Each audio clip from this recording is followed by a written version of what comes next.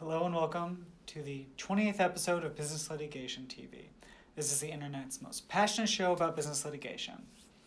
I'm your host, Jesse David Eisenberg, and today I want to talk about witnesses. There's actually so little you can prove yourself.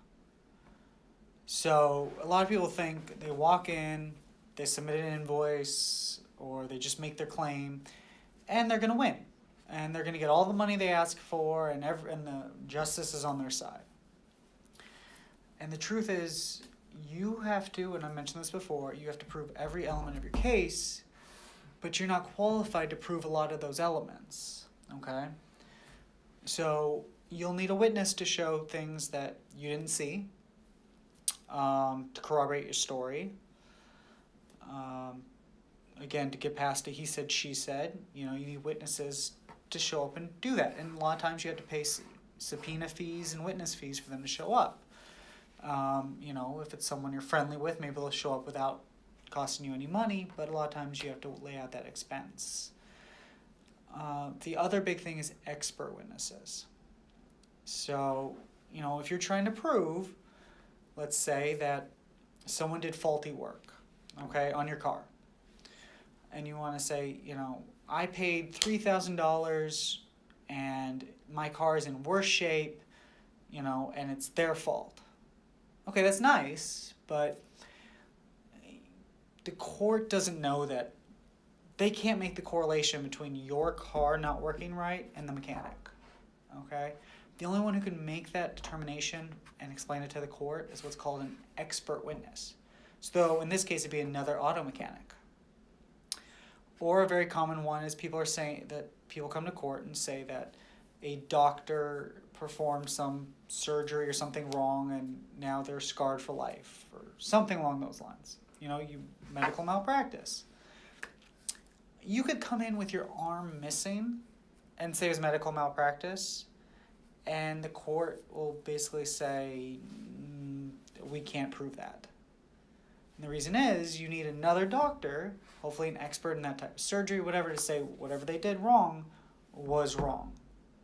Okay? Because someone's going to come in for the doctor you're suing saying that it was necessary to remove your whole arm.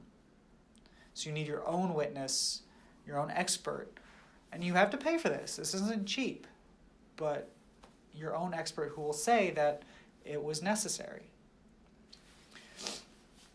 Another example is I had a case when I was very young as an attorney, younger than I am now, thank you.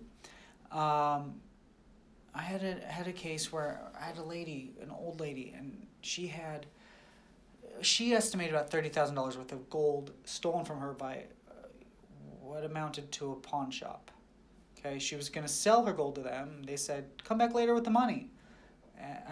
Come back later for the money. And when she came back, they're like, we don't have the gold. We don't know what you're talking about. At trial, I was definitely able to prove that they stole gold from her.